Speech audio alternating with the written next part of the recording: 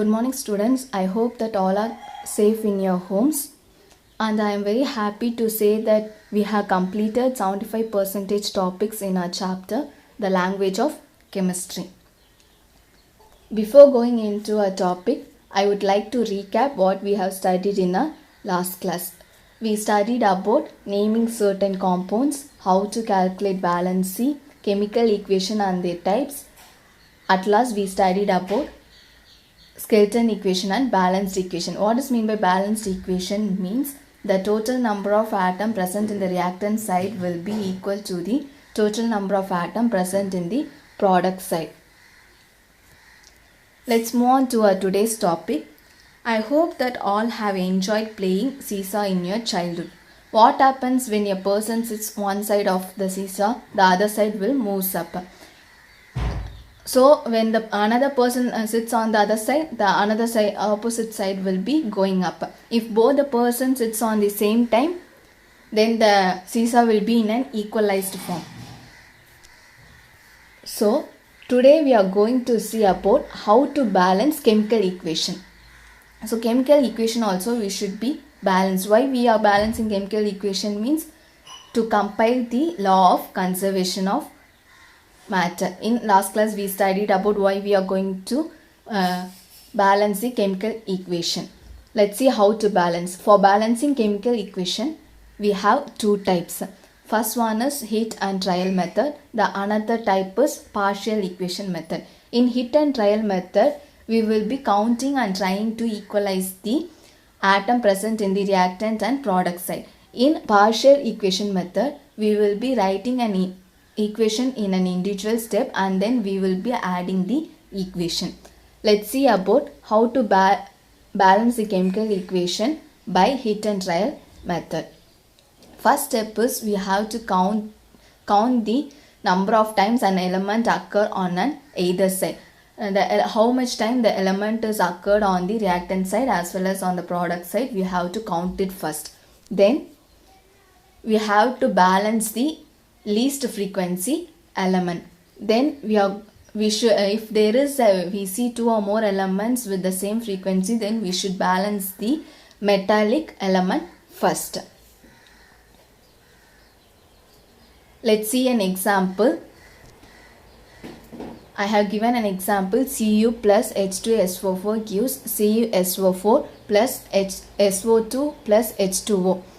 This equation is an unbalanced equation. By using hit and trial method, we are going to balance this equation. The first step is we are going to count the number of atoms. What are the elements present in this equation is copper, hydrogen, sulfur and oxygen. Let's see how many copper element present in the reactant side. We have one copper element present in the reactant side and one copper element present in the product side. Likewise, hydrogen element, we have two hydrogen element in the reactant side and two hydrogen element in the product side. For sulfur, we have one sulfur on the reactant side and we have two sulfur on the product side. And oxygen, we have 4 oxygen on the reactant side and we have 7 oxygen on the product side. So this is the first step. First we counted the number of atoms and we have written in a tabular column. Then the next step is we are going to equalize them. We have seen that sulfur is not in an equalized form, where copper and hydrogen are in an equalized form. So we are going to equalize sulfur. So for equalizing sulfur, we are multiplying the H2SO4 by 2. But after multiplying, what happens, the equation is Cu plus 2H2SO4 gives CuSO4 plus SO2 plus H2O. This is the equation that we get after multiplying the H2SO4 by 2. The next step is, has the hydrogen here increased, we are going to increase the hydrogen on the product side also. So that we are going to multiply the H2O by 2. What happens, the equation means it gives Cu plus 2H2SO4 gives CuSO4 plus SO2 plus 2H2O. This is the final balance equation. So we are balance the equation by equalizing the elements present on the both the side of the reactant and product. This method is called as heat and trial method. We have limitations for this method. What are the limitation means? For complicated equation, it takes lot of time to balance. The second limitation is we do not know the correct mechanism of this method. We don't know what mechanism this balancing a chemical equation is taking place. We just count them and we are equalizing them. It does not follow any mechanism. So these are the two limitations of balancing heat and trial method. The next method is balancing by partial equation method. In this method, what we are going to do is we are going to write in an individual step and then we are going to add the equation. Let's see an example. Liberation of iodine from potassium iodine by reacting it with hydrogen peroxide is supposed to be completed in the following two steps. So the two equation is written. First equation is H2SO4. On decomposition it gives H2O plus O, which is a nascent oxygen. The second equation is 2Ki plus H2O plus O, which gives 2KOH plus I2. So we are going to add this equation. So while adding H2O and first equation H2O and second equation H2O get cancelled. Likewise, first equation nascent oxygen and second equation nascent oxygen get cancelled, and the final equation we get is 2Ki plus H2O2 gives 2KOH plus I2. This is the final balanced equation. So this type of balancing equation is called as partial equation method. Next, we move on to the information conveyed by balanced chemical equation. I have given a balanced equation. In this equation, what we can say, it says about the actual result. What is the result formed in this equation is Na2SO4 plus 2H2O. So it tells about the actual result. Then what it is saying? It says about the reactant and products involved in this reaction. What are the reactants involved in this reaction is 2NaOH plus H2SO4 are the reactants involved, and the products formed in this reaction is Na2SO4 plus 2H2O are the products formed in this equation. Then it says about the number of molecules of each substance taking part and formed in reaction. Then it says about the chemical composition respective molecules. Then it also says about the molecular mass, and also it proves that the law of conservation of mass. We know that a balanced equation is always said to be compiled with the law of conservation of mass. Let's see the limitation of this chemical equation. What are the limitations means? It does not tell about the physical state, whether the reactant and product exist in solid form, liquid form or gaseous form. Then it also does not tell about the time taken for the reaction of the completion. Then it does not says about heat is given or absorbed. We don't know whether the heat is given or absorbed in the reaction. Then it also does not says about the concentration, whether the reactant is a concentrated one or the diluted one. And the rate of the reaction, we does not know about the rate of the reaction. And also we don't know about whether the reaction is a reversible one or the irreversible one. Reversible one means the reactant will form the product and the product will form the reactant. It is called as reversible reaction. Then it also does not says about whether the reaction is complete or not. Now let's move on to the next topic. It is in a last topic we have seen the limitations. So for overcoming those limitations, and they have added some information to the chemical equation. Let's see the first image. There above the arrow of the equation you can see some of the information that they have given.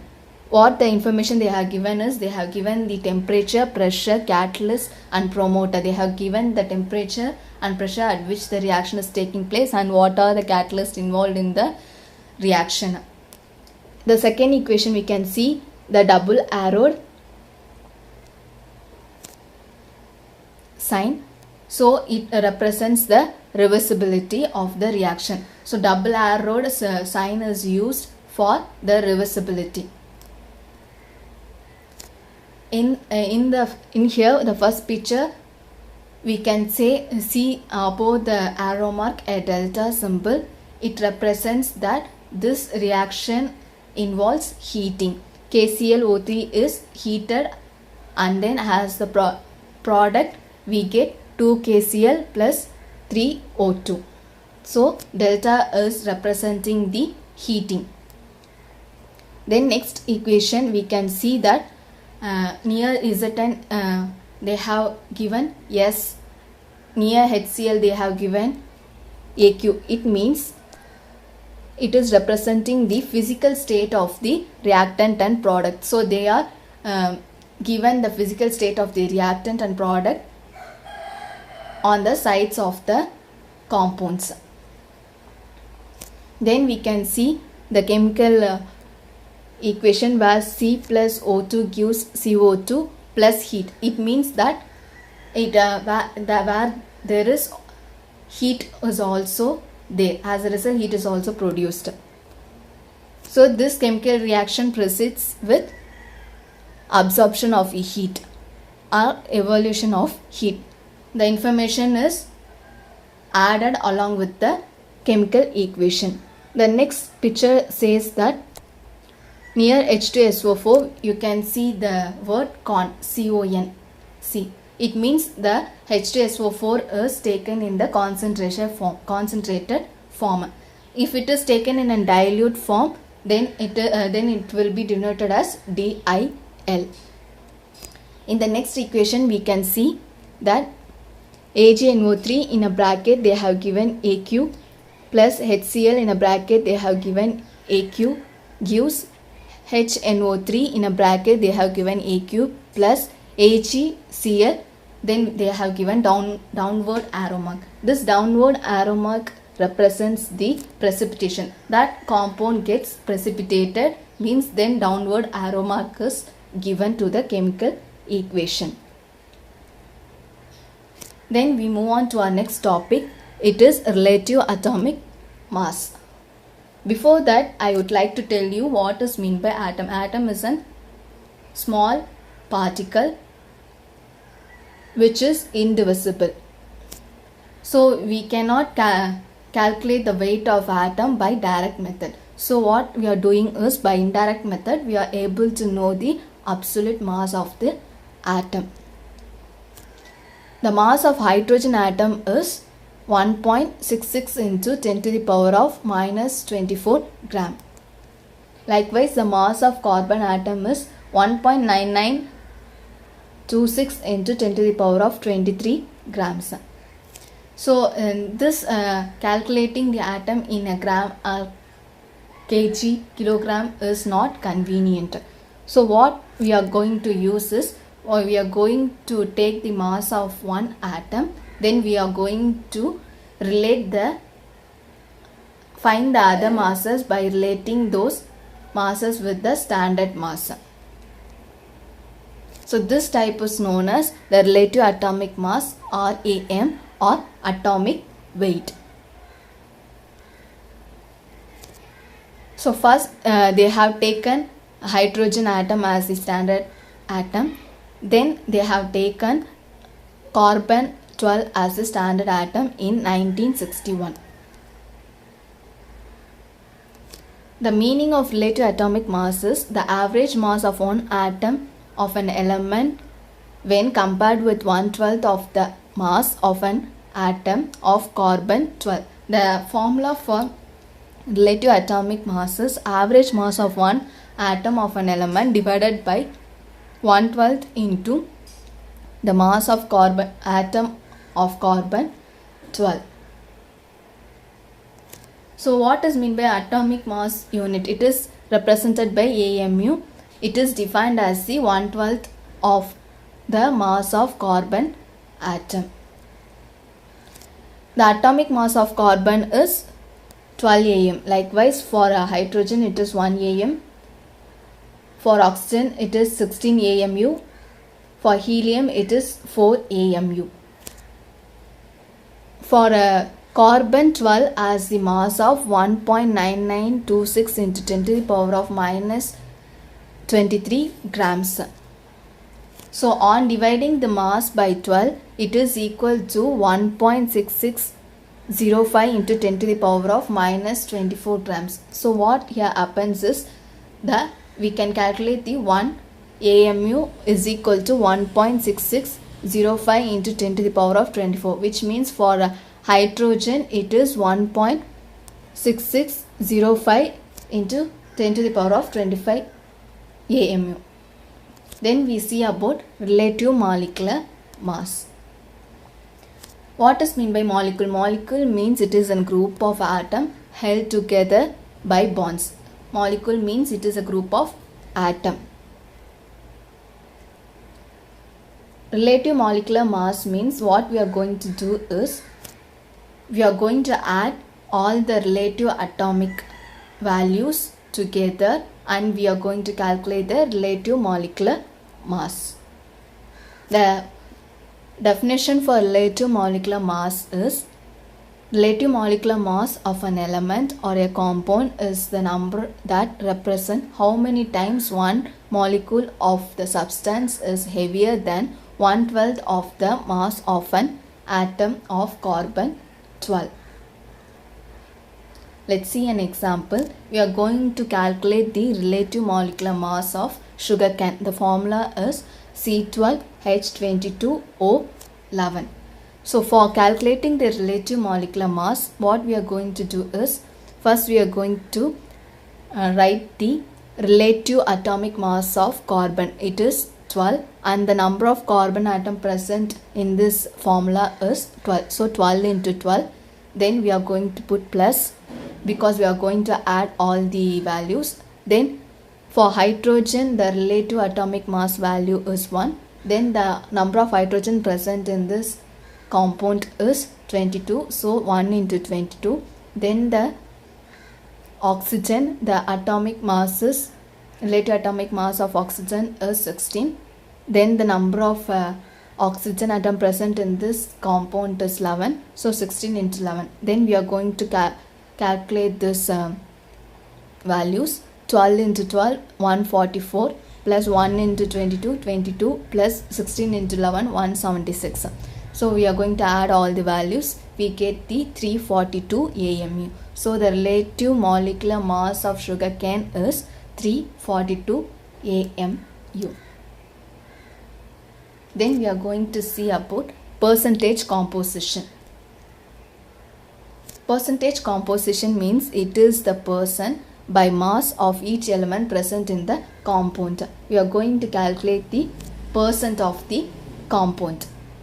So how to calculate this? The percentage of hydrogen in water we are going to calculate where the relative atomic mass is given. As for hydrogen it is 1 and for oxygen it is 16. The solution we are going to see is first we are going to calculate the relative molecular mass of H2O. First we are going to do the relative molecular mass of H2O. For that what we are going to do is we are going to calculate. First we are writing the relative atomic mass of a hydrogen is 1 and then here number of hydrogen atom present is 2. So 1 into 2 plus the number of the relative atomic mass of oxygen is 16. So 16, the number of oxygen atom present in this formula is 1. So 1 into 16 it is 16. So then we are going to add both the values. We get the relative molecular mass of H2O as 18. Then we are going to calculate the percentage mass. So here what happens is,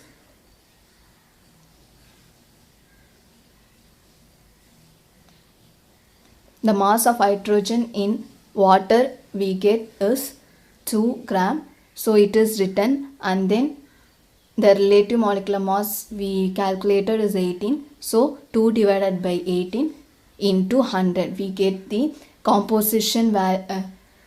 percentage composition value as 11.1 percentage. Likewise, we can calculate for oxygen. The mass of oxygen in water is 16. So the relative molecular mass that we calculated for water is 18. So 16 divided by 18 into 100, we get the value of percentage composition as 88.9 percentage. Then we see about empirical formula. The definition of empirical formula is, it is the simplest formula which gives the simplest ratio in whole numbers of atoms of different element present in one molecule of the compound. It means, empirical formula means it is the simplest ratio. We are representing the compound in a simplest formula. This empirical formula can be same for two or more compounds. Let's see an example. The empirical formula for hydrogen peroxide H2O2 is, we can write is HO. It means the hydrogen is present and oxygen is present. Both have two atoms, so it is represented as HO. The simplest ratio for hydrogen peroxide is 1:1. Another example for empirical formula is glucose C6H12O6. Here 6 carbon is present and 12 hydrogen is present and the 6 oxygen is present. So it is written as CH2O because carbon and oxygen are present in equal amount and the hydrogen present is double the amount of carbon and oxygen. So it is written as CH2O. The simplest ratio for this glucose is 1:2:1.